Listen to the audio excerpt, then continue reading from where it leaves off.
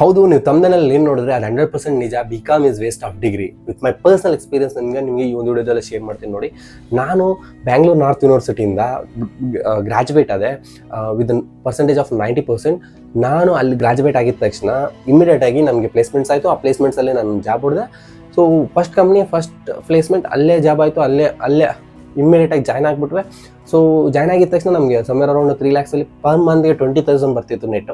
So 20,000 to 25,000 allowances with including ಎಲ್ಲ ಸೇರಿಸ್ಕೊಂಡು gross 25 ಬರ್ತಿತ್ತು. ಸೊ ನೆಟ್ ಮಾತ್ರ 20,000 ಬರ್ತಿತ್ತು. ವಿತ್ 20,000 ನನಗೇನು ಎಕ್ಸ್ಪೆನ್ಸಸ್ ಇತ್ತಂದರೆ ರೌಂಡ್ ರೆಂಟ್ ಆಗಿರಲಿ, ಬೇರೆ ಏನೆಲ್ಲ ಇದೆಯೋ ಎಕ್ಸ್ಪೆನ್ಸಸ್, ಫುಡ್ ಎಕ್ಸ್ಪೆನ್ಸ್ ಎಲ್ಲದಕ್ಕೂ 20,000 to 25,000 ನನಗೆ ಎಕ್ಸ್ಪೆನ್ಸಸ್ಸೇ ಬರ್ತಿತ್ತು. ನಾನು ಸೇವ್ ಮಾಡ್ಲಿಕ್ಕಂತೂ ಒಂಚೂರು ಆಗ್ತಿರಲಿಲ್ಲ. So and then I quit my job. ನನಗೆ ಪ್ರೆಸೆಂಟ್ಲಿ ನಾನು ಸಮ್ ಬಿಸ್ನೆಸಸ್ ಮಾಡ್ಕೊತಿದ್ದೀನಿ. ಸೊ ನೀವೇನಾದರೂ BCom ಮಾಡಿ ಸ್ಯಾಲ್ರಿ 20,000 to 25,000 ಅಥವಾ ಬಿಲೋ 30,000 ಆ ರೇಂಜಲ್ಲಿ ಏನಾದರೂ ಒಂದು ಇದ್ದರೆ ನಿಮ್ಮ ಒಂದು ಪ್ಯಾಕೇಜ್, ಈ ಒಂದು ವಿಡಿಯೋದ ಕೊನೆವರೆಗೂ ನೋಡಿ. ಯಾರಿಗೆಲ್ಲ ಈ ಒಂದು 50,000ಗಿಂತ ಕಮ್ಮಿ ಸ್ಯಾಲ್ರಿ ಇದೆ ನಿಮ್ಮ ಫ್ರೆಂಡ್ಸ್ಗೆ, ಈ ಒಂದು ವಿಡಿಯೋನ ಶೇರ್ ಮಾಡಿ. ಯಾಕೆಂದರೆ ಈ ಒಂದು ವಿಡಿಯೋದಲ್ಲಿ ನಾನು ಎಕ್ಸ್ಪ್ಲೈನ್ ಮಾಡ್ತಿದ್ದೀನಿ ಕೆಲವೊಂದು ಸಿಂಪಲ್ ಟ್ರಿಕ್ಸ್. ಇದನ್ನು ಯೂಸ್ ಮಾಡಿ ನೀವು ಜಾಬ್ ಮಾರ್ಕೆಟಲ್ಲಿ ರಾಕ್ ಮಾಡ್ಬೋದು. ಫಸ್ಟ್ ಆಫ್ ಆಲ್ ಅವು ನಾಟ್ ಸಜೆಸ್ಟ್, ಅಂದರೆ ನಾನು ಸಜೆಸ್ಟ್ ಮಾಡೋದಿಲ್ಲ ನಿಮಗೆ ಜಾಬ್ ಮಾಡಿ ಅಂತ, ನಿಮ್ಮ ಇಷ್ಟ ಅದು. ನೀವು ಬಿಸ್ನೆಸ್ ಮಾಡಿ ಅಂತ ನಾನು ಪ್ರಮೋಟ್ ಮಾಡಲಿಕ್ಕೆ ಹೇಳ್ತೀನಿ.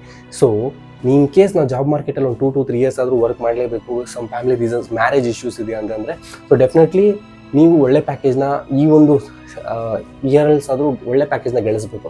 ಒಂದು ವಿಡಿಯೋದಲ್ಲಿ ಎಲ್ಲ ರೀತಿಯಾದಂತಹ ಮಾತಿನ ನಿಮಗೆ ತಿಳಿಸ್ಕೊಡ್ತೀನಿ. ನಾನು Kishore, welcome to Money Talks YouTube channel.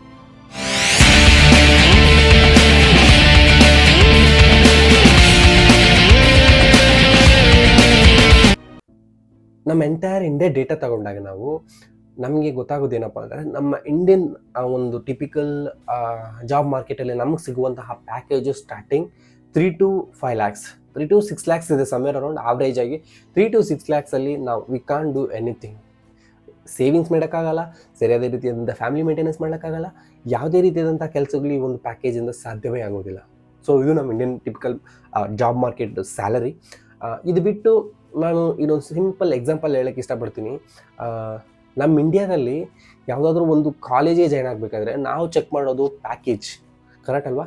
ಯಾವ ರೀತಿ ಪ್ಯಾಕೇಜ್ ಬರ್ತಿದೆ, ಯಾವ ರೀತಿ ಪ್ಲೇಸ್ಮೆಂಟ್ಸ್ ಇದೆ ಆ ಒಂದು ಕಾಲೇಜಸ್ನಲ್ಲಿ ಅಂತ. ಇವೆಂದು ನೀವೇ ಅಲ್ಲ, ನಾನು ಸಹ ಅದೇ ರೀತಿಯಾದಂತಹ ತಪ್ಪು ಮಾಡ್ತಿದ್ದೆ.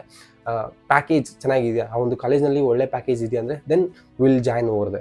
MBA ಮೋಸ್ಟ್ಲಿ MBAಗೆ ಪ್ಯಾಕೇಜ್ನ ಜಾಸ್ತಿ ಚೆಕ್ ಮಾಡಿ. ಫಾರಿನ್ ಸ್ಟೂಡೆಂಟ್ಸ್ ಏನು ಮಾಡ್ತಾರೆ, UK US ಸ್ಟೂಡೆಂಟ್ಸ್ ಏನು ಮಾಡ್ತಾರೆ, ಕಾಲೇಜ್ನ ಸೆಲೆಕ್ಟ್ ಮಾಡ್ಕೊಳ್ಳೋ ಟೈಮಲ್ಲಿ ಆ ಒಂದು ಕಾಲೇಜ್ನ ಎಷ್ಟು ಬಿಸ್ನೆಸಸ್ನ ಬಿಲ್ಡ್ ಮಾಡಿದ್ದಾರೆ, ಅಥವಾ ಅಲ್ಲಿ ಬಂದಂತಹ ಸ್ಟೂಡೆಂಟ್ಸು ಎಷ್ಟು ಸ್ಟಾರ್ಟಪ್ಸ್ನ ಬಿಲ್ಡ್ ಮಾಡಿದ್ದಾರೆ ಅನ್ನೋ ಒಂದು ರಿಸಲ್ಟ್ಸ್ ಮೇಲೆ ಅವರು ಕಾಲೇಜ್ನ ಚೆಕ್ ಮಾಡ್ತಾರೆ, ಅಂದರೆ ಸೆಲೆಕ್ಷನ್ ಮಾಡ್ತಾರೆ ಅವರ ಒಂದು ಸ್ಟಡೀಸ್ ಪರ್ಪಸ್ಗೋಸ್ಕರ. ಅಥವಾ ಎಷ್ಟು ಬಿಸ್ನೆಸಸ್ನ ಡೆವಲಪ್ ಮಾಡ್ತಿದ್ದಾರೆ, ಎಷ್ಟು ಬಿಸ್ನೆಸ್ನ ರನ್ ಮಾಡ್ತಿದ್ದಾರೆ ಇಂಡಿಯಾದಲ್ಲಿ, ಎಷ್ಟು ಕಾಂಟ್ರಿಬ್ಯೂಷನ್ ಕೊಡ್ತಿದ್ದಾರೆ ಎಕಾನಮಿಗೆ ಅಂತ ಆ ಒಂದು ಪರ್ಟಿಕ್ಯುಲರ್ ಫ್ಯಾಕ್ಟರ್ನ ಚೆಕ್ ಮಾಡಬೇಕಾಗುತ್ತೆ when we are joining the college.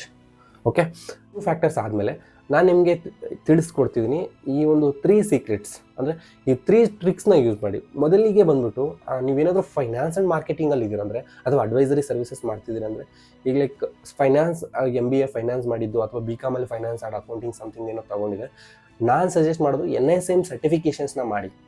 NISM certifications ಏನಪ್ಪ ಅಂದರೆ, ನೀವೇನಾದರೂ ಅದರ್ ದನ್ ಮಾರ್ಕೆಟಿಂಗ್ ಫೈನಾನ್ಸ್ ಫೀಲ್ಡಲ್ಲಿ ಏನಾದರೂ ಇದ್ದೀರಿ ಅಂದರೆ, ಅಥವಾ ನಾನು ಬ್ಯಾಂಕಿಂಗ್ ಸೆಕ್ಟರಲ್ಲಿ ಕೆಲಸ ಮಾಡಬೇಕು, ಅಥವಾ ಯಾವುದೋ ಒಂದು ಬ್ರೋಕರೇಜಲ್ಲಿ ಕೆಲಸ ಮಾಡಬೇಕು, ಅಥವಾ ಯಾವುದೋ ಒಂದು ಫೈನಾನ್ಷಿಯಲ್ ಅಡ್ವೈಸರಾಗಿ ಕೆಲಸ ಮಾಡಬೇಕು, ಈ ಒಂದು finance sector, especially in finance sectors ನಾವು ಮೆಜರಲಿ ಎಲ್ಲ BCom students finance and accounting and ಮಾರ್ಕೆಟಿಂಗ್ಗೆ ಹೋಗ್ತಾರೆ.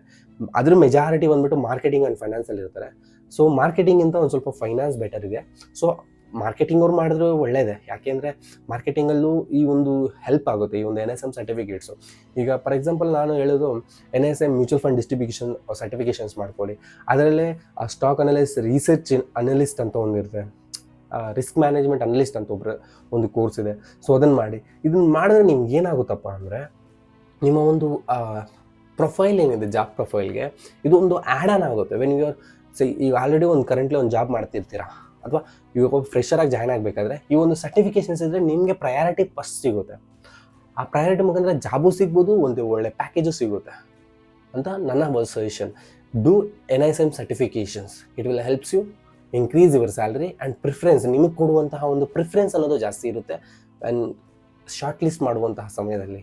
ಓಕೆ, ಇನ್ನು ಸೆಕೆಂಡ್ ಬಂದುಬಿಟ್ಟು ಡೂ ಸಮ್ AI ಟೂಲ್ಸ್. ಈಗ ಚಾಟ್ GPT ಅಂತ ಇದೆ, ಪವರ್ BI ಅಂತ ಇದೆ, ಪ್ರೆಸೆಂಟೇಷನ್ ಡ್ಯಾಶ್ ಬೋರ್ಡ್ಸ್ ಅಂತ. ಇದನ್ನೆಲ್ಲ ನಾವು ಅಂದರೆ ಈಗ ಫಾರ್ ಎಕ್ಸಾಂಪಲ್ ಯಾವ ರೀತಿ ಆಗಿಬಿಟ್ಟಿದೆ ಅಂದರೆ ವಿಜುವಲೈಸೇಷನ್ ಜಾಸ್ತಿ ಆಗಿಬಿಟ್ಟಿದೆ ಈಗ. ಲೈಕ್ ಟೆಕ್ಸ್ಟ್ ಫಾರ್ಮ್ಯಾಟಿಂದ ಅಂದರೆ ಒಂದು ಎಕ್ಸೆಲ್ ಟೆಕ್ಸ್ಟ್ ಫಾರ್ಮ್ಯಾಟ್ಸ್ನ ನಾವು ಯಾವ ರೀತಿ ವಿಜುವಲೈಸೇಷನ್ ಮಾಡಿಸ್ತೀವಿ, ಯಾವ ರೀತಿ ಡ್ಯಾಶ್ಬೋರ್ಡ್ಸ್ನ ಕ್ರಿಯೇಟ್ ಮಾಡ್ತೀವಿ, ಯಾವ ರೀತಿ ಪ್ರೆಸೆಂಟೇಷನ್ಸ್ ಮಾಡ್ತೀವಿ. ಈ ಮಾರ್ಕೆಟಲ್ಲಿ ಫೀಲ್ಡ್ ಇರೋರಿಗಂತೂ ಈ ಒಂದು ಪವರ್ BI ಅಂತ ಒಂದಿದೆ ಅಪ್ಲಿಕೇಶನ್ನು. ಸೊ ಇದ್ರ ಬಗ್ಗೆ ಒಂದು ಸ್ವಲ್ಪ ನಾಲೆಜ್ ಕೊಟ್ಬಿಟ್ಟು ಕೇಳಿ ನೀವು, ಅಥವಾ ಯೂಟ್ಯೂಬಲ್ಲಿ ನಿಮಗೆ ಬೇಕಾದಷ್ಟು ಸಿಗುತ್ತೆ ಈ ರೀತಿಯಾದಂಥ ಕೋರ್ಸಸ್ಸು. ಇದನ್ನು ಮುಗಿಸ್ಬಿಡಿ. ಅದನ್ನು ತಿಳಿದಾದ ನಂತರ ನೀವು ನಿಮ್ಮೊಂದು ಜಾಬ್ ಮಾರ್ಕೆಟಲ್ಲಿ ಈ ಒಂದು ಪವರ್ BIನ ಅಪ್ಲೈ ಮಾಡಿ ನೋಡಿ. ನಿಮಗೆ ಬರುವಂತಹ ರಿಸಲ್ಟ್ಸ್, ನಿಮಗೆ ಬರುವಂತಹ ಒಂದು ಅಪ್ರಿಸಿಯೇಷನ್ನೇ ಡಿಫ್ರೆಂಟ್ ಇರುತ್ತೆ. ನಾನು ಹೇಳಿಕೊಟ್ಟಿದ್ದು ಥರ್ಡ್ ಒನ್ ಬಂದ್ಬಿಟ್ಟು ಇದು ಒಂದು ಸ್ವಲ್ಪ ಡಿಫಿಕಲ್ಟ್ ಎಕ್ಸಾಮ್ಸ್, ಇಂಡಿಯಾದಲ್ಲೇ ಟಫೆಸ್ಟ್ ಎಕ್ಸಾಮ್ಸು ಅಂತ ಕರೀತಾರೆ. ಸೊ ಈ CAT and GMAT, CMAT, NMAT. So BCom ಆಗಿಬಿಟ್ಟು ನೀವು ನಾರ್ಮಲ್ ಆಗಿ ಹೋಗಿದ್ದೀವಿ ಅಂದರೆ 3 lakhs 4 lakhs ಈಗ ಆಲ್ರೆಡಿ ಹೇಳಿದೆ.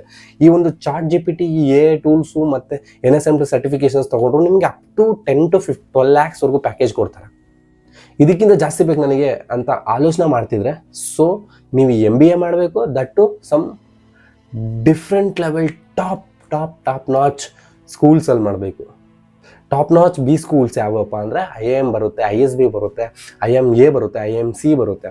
ಸೊ ಏನಪ್ಪ IIM ಅಂತಂದರೆ, ನನಗೂ ಗೊತ್ತಿರಲಿಲ್ಲ ಒಂದು ಸರ್ಟನ್ ಟೈಮ್ವರೆಗೂ. ಮತ್ತು ನಾನು ರಿಸರ್ಚ್ ಮಾಡ್ಲಿಕ್ಕೆ ಕೊಟ್ಟಾಗ ಗೊತ್ತಾಗಿದ್ದೇನಪ್ಪ ಅಂದರೆ, ಈ ಒಂದು IIMs ಇದೆ ಕಾಮರ್ಸ್ ಸ್ಟೂಡೆಂಟ್ಸ್ಗೆ. ಈಗ ಲೈಕ್ ಇಂಜಿನಿಯರಿಂಗ್ ಬ್ಯಾಕ್ಗ್ರೌಂಡ್ ಪೀಪಲ್ಗೆ IIT ಯಾವ ರೀತಿ ಇದೆ, ಅದೇ ರೀತಿ ನಮಗೆ BCom ಸ್ಟೂಡೆಂಟ್ಸ್ಗೂ ಅಥವಾ ಈ ಕಾಮರ್ಸ್ ಫೀಲ್ಡ್ ಅವ್ರಿಗೂ ಅಥವಾ ಈ ಮ್ಯಾನೇಜ್ಮೆಂಟ್ ಸ್ಟೂಡೆಂಟ್ಸ್ಗೆ IIM ಅಂತ ಒಂದಿದೆ, ಇಂಡಿಯನ್ ಇನ್ಸ್ಟಿಟ್ಯೂಟ್ ಆಫ್ ಮ್ಯಾನೇಜ್ಮೆಂಟ್ಸ್.